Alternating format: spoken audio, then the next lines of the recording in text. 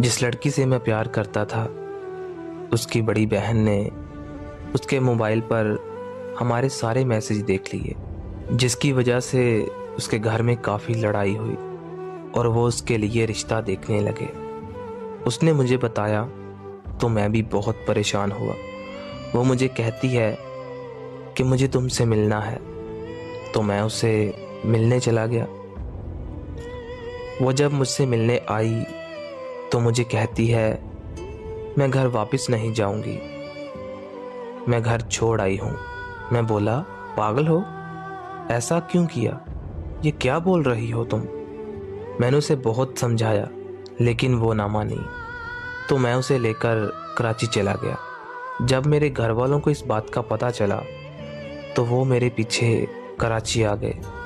वो मुझे बोलते हैं कि लड़की वापस करनी है, लेकिन वो रो रो कर मुझसे कह रही थी कि मुझे वापस नहीं जाना, प्लीज़ मुझे वापस मत भेजो, मुझे तुम्हारे साथ ही रहना है। तो उसकी ये हालत देखकर मैंने उससे कोर्ट मैरिज कर ली। फिर कुछ महीनों बाद मेरे घर वालों की कॉल आई। उन्होंने मुझसे कहा कि हमने तुमको माफ़ किया, तुम घर वापस आ जाओ।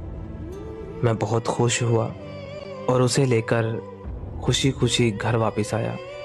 तो घर में आते ही देखा कि घर का माहौल तो कुछ और ही बता रहा था। उसके घर वाले भी आए हुए थे। मैंने अपने घर वालों से पूछा कि ये यहाँ क्या कर रहे हैं, तो उन्होंने बताया कि ये उस लड़की को ले जाने आए हैं। ये बोल रहे हैं कि कल तुम बारात लेकर आना, हम अपनी बेटी को इज्जत से रुखसत करेंगे। लेकिन वो जाने को राज़ी नहीं थी।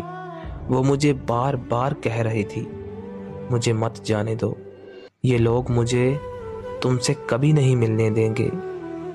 वो मेरी ज़िंदगी की सबसे बड़ी गलती थी। आज पूरा 1 साल हो गया है मुझे कोर्ट के चक्कर लगाते हुए, लेकिन उसका कोई पता नहीं। आज उसकी पेशी थी कोर्ट में।